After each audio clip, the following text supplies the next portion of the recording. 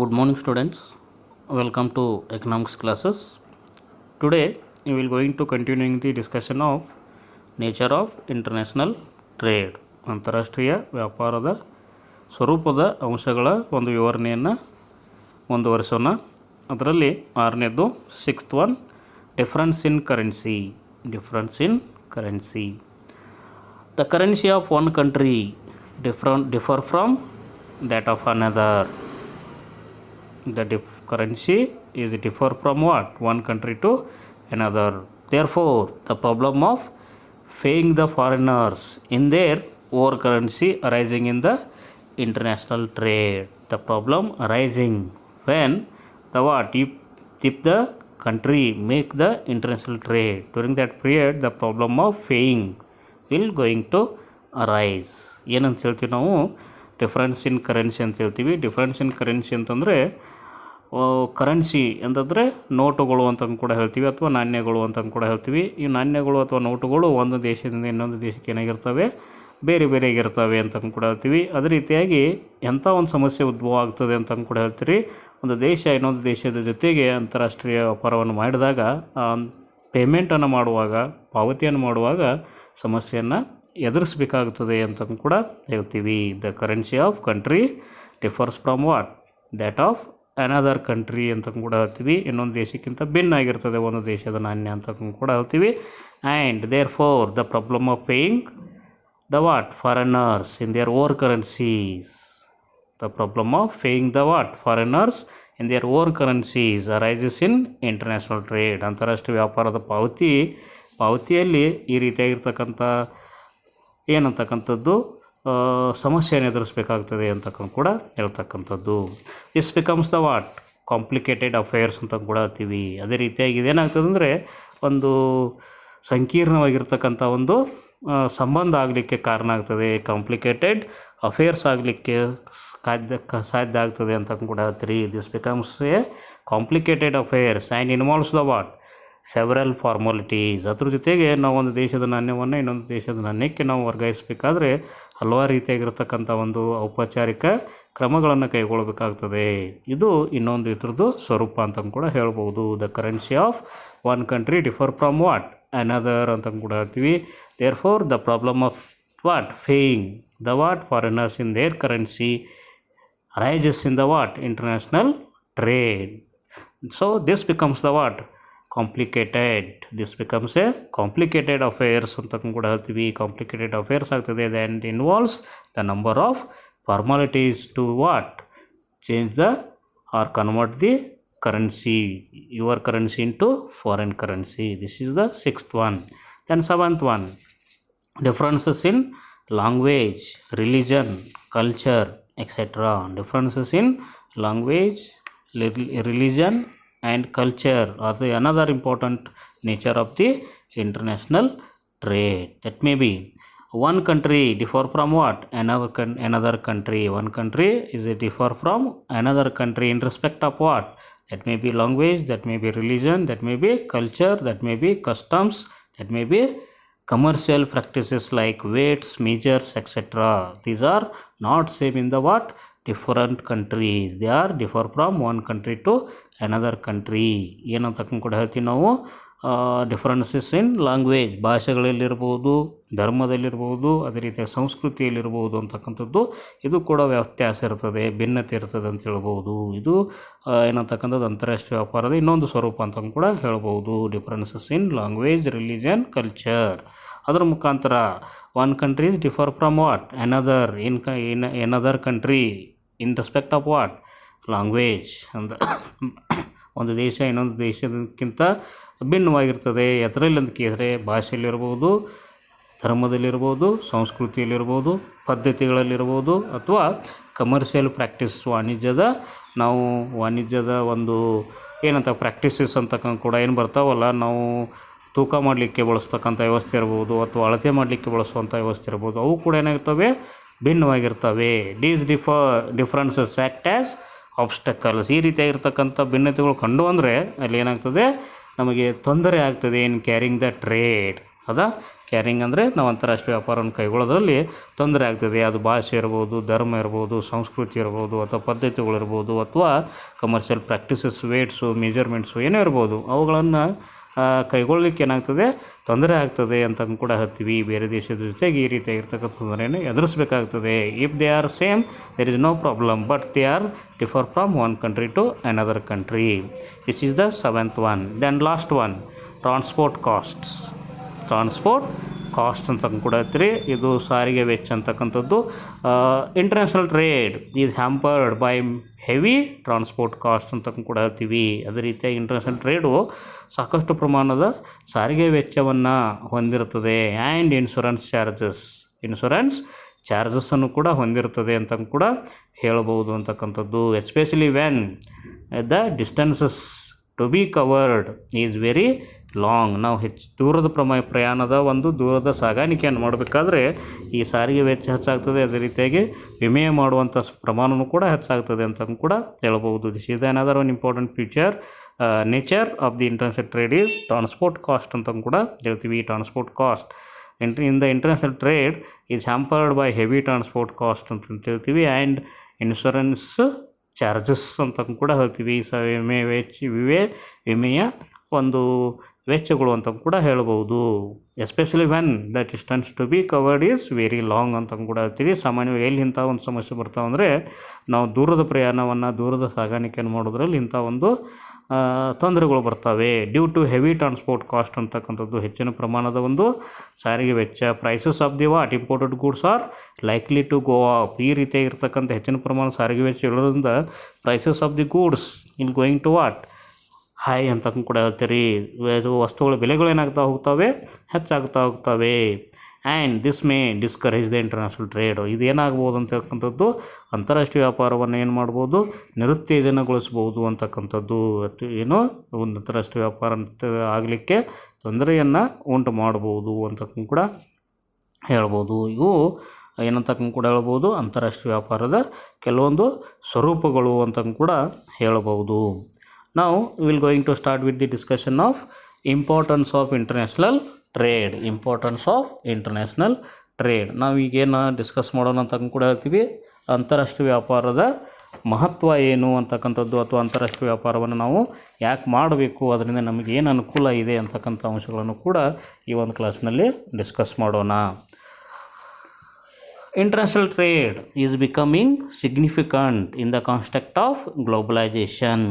International trade is becoming the significant, that means more important in the context of globalization. When the globalization is there in the country, or the the form of the globalization as came into existence, in this time the international trade become the more significant. Globalization has opened new vistas. ಈ globalization has opened the new ವಿಸಾಸ್ in the trade. ಹೊಸ ದಾರಿಗಳನ್ನು ಮಾಡಿಕೊಟ್ಟಿತು ಅಂತ ಕೂಡ ಹೇಳ್ತೀವಿ ನಾವು. ಏನಂತಕ್ಕಂಥದ್ದು, ಜಾಗತೀಕರಣ ಅಂತಕ್ಕಂಥದ್ದು ವ್ಯಾಪಾರದಲ್ಲಿ ಹಲವಾರು ರೀತಿಯಾಗಿರ್ತಕ್ಕಂಥ ಅವಕಾಶಗಳನ್ನು ಮಾಡಿಕೊಟ್ಟಿತು ಅಂತ ಕೂಡ ಹೇಳ್ತೀವಿ. Globalisation has now acquired primary significance in the countries trade. ಅದೇ ರೀತಿಯಾಗಿ ಜಾಗತೀಕರಣ ಅಂತಕ್ಕಂಥದ್ದು ಇವತ್ತಿನ ದಿವಸ ಪ್ರಾಥಮಿಕವಾಗಿರ್ತಕ್ಕಂಥ ಮಹತ್ವವನ್ನು ಹೊಂದಿದೆ. ಅಂತಾರಾಷ್ಟ್ರೀಯ ವ್ಯಾಪಾರದಲ್ಲಿ ಪ್ರಾಥಮಿಕವಾಗಿರ್ತಕ್ಕಂಥ ಮಹತ್ವವನ್ನು ಹೊಂದಿದೆ ಅಂಥೇಳಿ ಹೇಳಬಹುದು ಅಂತಕ್ಕಂಥದ್ದು. Globalization has opened the new vistas in the trade. Globalization has now acquired primary significance. Globalization is now acquiring. That means what that has the place in the country's trade. That is primary significance in the country's trade. Importance of international trade may be explained as follows. Importance of international trade we can explained as under. That first one, foreign exchange earnings. Foreign exchange earning is the first importance of the international trade. Foreign exchange earning. International trade encourages earning of foreign exchange on a large scale. If you make the international trade, that leads to what? That leads to encourage the earning of the foreign exchange on a large scale. If you make the international trade, we can earn the what? Foreign exchange on a large scale. Foreign exchange is important for buying countries' requirements. Why you need the foreign exchange? Why you need the foreign exchange? To what? To if your country wants to buy the what? Their requirements from the other country, the foreign exchange becomes the more important. Foreign exchange becomes the more important. ಏನಂತಕ್ಕಂತ ಕೂಡ ಹೇಳ್ತೀವಿ ನಾವು ಅಂತಾರಾಷ್ಟ್ರೀಯ ವ್ಯಾಪಾರ ಏನು ಅಂತಕ್ಕಂತ ಕೂಡ ಹೇಳ್ತಕ್ಕಂಥದ್ದು ಎದಕ್ಕೆ ಮಹತ್ವವನ್ನು ಪಡೆದಿದೆ ಅಂದರೆ ಏನಂತಕ್ಕಂಥದ್ದು ವಿದೇಶಿ ವಿನಿಮಯವನ್ನು ಗಳಿಸಲಿಕ್ಕೆ ಅಂತಾರಾಷ್ಟ್ರೀಯ ವ್ಯಾಪಾರ ತನ್ನದೇ ಆಗಿರ್ತಕ್ಕಂಥ ಮಹತ್ವವನ್ನು ಪಡೆದಿದೆ ಅಂತೇಳಿ ಕೂಡ ಹೇಳ್ಬೋದು ಅಂತಕ್ಕಂಥದ್ದು. ಈ ರೀತಿಯಾಗಿ ಅಂತಾರಾಷ್ಟ್ರೀಯ ವ್ಯಾಪಾರ ಮಾಡೋದ್ರಿಂದ ವಿದೇಶಿ ವಿನಿಮಯನ ನಾವೇನು ಮಾಡ್ಬೋದು, ದೊಡ್ಡ ಪ್ರಮಾಣದಲ್ಲಿ ಗಳಿಸ್ಬೋದು ಅಂತಕ್ಕಂಥದ್ದು. ಅದ್ರ ಮುಖಾಂತರ ಮತ್ತೊಂದು ಪಾಯಿಂಟ್ ಏನು ಹೇಳ್ತಾರೆ, foreign exchange is important for what? Buying countries requirements ಅಂತಕ್ಕಂಥದ್ದು. ದೇಶಕ್ಕೆ ಏನು ಬೇಕಲ್ಲ ಅವುಗಳನ್ನು ಕೊಂಡುಕೊಳ್ಬೇಕಾದ್ರೆ ವಿದೇಶಿ ವಿನಿಮಯ ಬೇಕು ಅಂತಕ್ಕಂಥದ್ದು. ಬೇರೆ ದೇಶಗಳಿರ್ತಕ್ಕಂಥ ಒಂದು ಅಗತ್ಯತೆಗಳನ್ನು ನಮ್ಮ ದೇಶ ಕೊಂಡ್ಕೊಳ್ಬೇಕಾದ್ರೆ ಅಲ್ಲಿ ಏನು ಬೇಕಂತ ಹೇಳ್ತೀವಿ ನಾವು, ಫಾರಿನ್ ಎಕ್ಸ್ಚೇಂಜ್ ಬೇಕು ಅಂತಕ್ಕಂಥದ್ದು ಕೂಡ ಹೇಳ್ತಕ್ಕಂಥದ್ದು.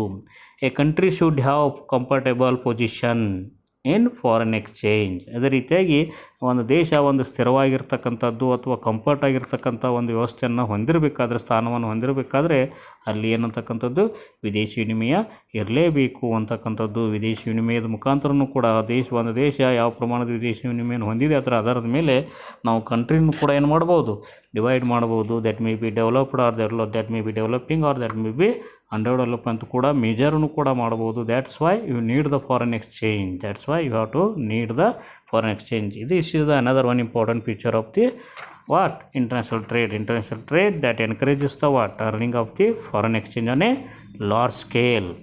Foreign exchange is important for what? Buying countries' requirements from other country of the world. Other countries of the world. A country should have the what? Comfortable position in foreign exchange. ಒಂದು ದೇಶ comfortable ಪೊಸಿಷನ್ದಾಗಿರಬೇಕು ಅಂತಕ್ಕಂಥದ್ದು ಎದರ ಮುಖಾಂತರ? Foreign exchange ಮುಖಾಂತರ ಅಂತ ಕೂಡ ಹೇಳ್ತಕ್ಕಂಥದ್ದು. This is the first one. And second one, allocation of resources. Allocation of resources ಅಂತಕ್ಕಂಥದ್ದು ಇನ್ನೊಂದು ಮುಖ್ಯವಾಗಿರ್ತಕ್ಕಂಥ ಲಕ್ಷಣ. Allocation of, you have to make some one correction. Allocation of, you have make the one space between the allocation and of. That is allocation of resources. That means what? ಸಂಪನ್ಮೂಲಗಳ ಹಂಚಿಕೆ ಅಂತ ಕೂಡ ಹೇಳ್ತೀವಿ. International trade results in a better and effective allocation of resources throughout the world. International trade that results the what? ಏನು ಕೊಟ್ಟಿದೆ ಅಂತಾರಾಷ್ಟ್ರೀಯ ವ್ಯಾಪಾರ ಅಂತ ಕೂಡ ಹೇಳಿದ್ರೆ that results that gives the what? Better and effective allocation of international resources. International resources throughout the what? Throughout the world. What is that? Better and effective allocation of what? Resources throughout the world given by the international trade. Every country produces only those goods and services which it can produce comparatively at what? Cheaper rate. Every country ಅಂತಂದರೆ ಪ್ರತಿಯೊಂದು ದೇಶ ಅಂತ ಕೂಡ ಹೇಳ್ತೀವಿ. ಎಂಥ ವಸ್ತುಗಳನ್ನು ಅಥವಾ ಸರಕುಗಳನ್ನು ಮತ್ತು ಸೇವೆಗಳನ್ನು ಉತ್ಪಾದನೆ ಮಾಡ್ತದಂದರೆ ಅದು ಯಾವುದು ಉತ್ಪಾದನೆ ವೆಚ್ಚ ಕಡಿಮೆ ಇರ್ತದೆ ಅಂಥ ವಸ್ತುಗಳನ್ನು ಉತ್ಪಾದನೆ ಮಾಡ್ತದೆ ಅಂತ ಕೂಡ ಹೇಳಬಹುದು. Every country produces only those goods and services which the what? Which it can produce comparatively at what? Lower rate ಅಂತ ಕೂಡ ಹೇಳ್ತೀವಿ. This would results in wastage and misallocation of resources. From this what will happen? The wastage and misallocation of resources will not be happening, will not be taken place. ಏನಂತಕ್ಕಂಥದ್ದು ಈ ರೀತಿಯಾಗಿರ್ತಕ್ಕಂಥ ವ್ಯವಸ್ಥೆ ಮಾಡೋದ್ರಿಂದ ಈ ರೀತಿಯಾಗಿರ್ತಕ್ಕಂಥ ಒಂದು ತನ್ನ ದೇಶಕ್ಕೆ ಯಾವುದು ಸಾಧ್ಯ ಇದೆ, ಯಾವುದು ಕಡಿಮೆ ವೆಚ್ಚದಲ್ಲಿ ಉತ್ಪಾದನೆ ಮಾಡಬಹುದು ಅಂತಕ್ಕಂಥ ಸರಕು ಸೇವೆಗಳನ್ನು ಉತ್ಪಾದನೆ ಮಾಡಿದರೆ ಸಂಪನ್ಮೂಲಗಳು ನಾಶ ಆಗೋದು ಮತ್ತು ಮಿಸ್ಅಲೋಕೇಶನ್ ಅಂತಂದರೆ ಹಂಚಿಕೆ ದುರುಪಯೋಗದ ಹಂಚಿಕೆ ಆಗೋದನ್ನು ಏನು ಮಾಡ್ಬೋದು, ಹೋಗಲಾಡಿಸ್ಬೋದು ಅಂತಕ್ಕಂಥದ್ದು ಕೂಡ ಹೇಳ್ಬೋದು. Allocation of resources is another importance of the international trade that results in what? Better and effective allocation of resources throughout the world. Every country produces those goods or only those goods and services which it can produce what? Comparatively at what? Cheaper rate. This would results in wastage and misallocation of what? Resources waste ಆಗೋದನ್ನು ಅಥವಾ ಮಿಸ್ಅಲೋಕೇಟ್ ಆಗೋದನ್ನು ತಪ್ಪಿಸಲಿಕ್ಕೆ ಇದು ಸಹಾಯಕವಾಗ್ತದೆ ಅಂತಕ್ಕಂಥ ಕೂಡ ಹೇಳ್ಬೋದು. This is the third one. Then second one and third one, that is maximization of output. Maximization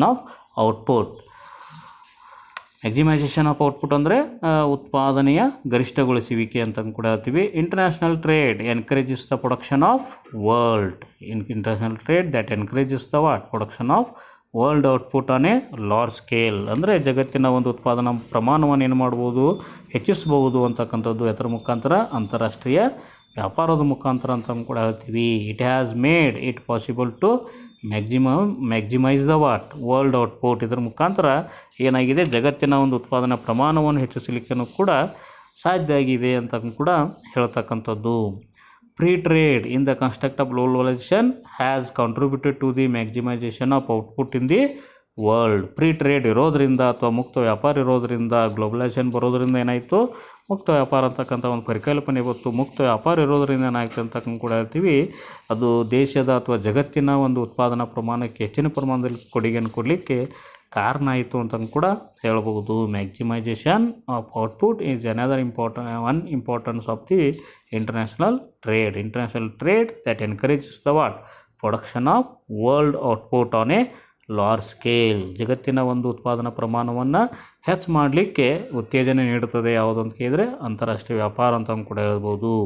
it has made possible to maximise the world output. ಇದು ಜಗತ್ತಿನ ಒಂದು ಉತ್ಪಾದನಾ ಪ್ರಮಾಣವನ್ನು ಗರಿಷ್ಠಗೊಳಿಸಲಿಕ್ಕೂ ಕೂಡ ಏನಾಯಿತು, ಸಾಧ್ಯ ಆಯಿತು ಅಂತ ಕೂಡ ಹೇಳ್ತೀವಿ. ಗ್ಲೋಬಲೈಸೇಷನ್ ಆಯಿತು ಅಂತ ಕೂಡ ಹೇಳ್ತೀವಿ ನಾವು. ಗ್ಲೋಬಲೈಸೇಷನ್ ಆಗೋದ್ರಿಂದ ಏನಂತ ಕೂಡ ಹೇಳ್ತೀವಿ, ಜಗತ್ತಿನ ಒಂದು ಉತ್ಪಾದನೆಗೂ ಕೂಡ ಉತ್ಪಾದನಾ ಪ್ರಮಾಣವು ಕೂಡ ಕೊಡುಗೆಯನ್ನು ಕೊಡಲಿಕ್ಕೆ ಅಂತಾರಾಷ್ಟ್ರೀಯ ವ್ಯಾಪಾರ ತನ್ನದೇ ಆಗಿರ್ತಕ್ಕಂಥ ಪಾತ್ರವನ್ನು ವಹಿಸ್ತಾ ಇದೆ ಅಂಥೇಳಿ ಹೇಳಬಹುದು.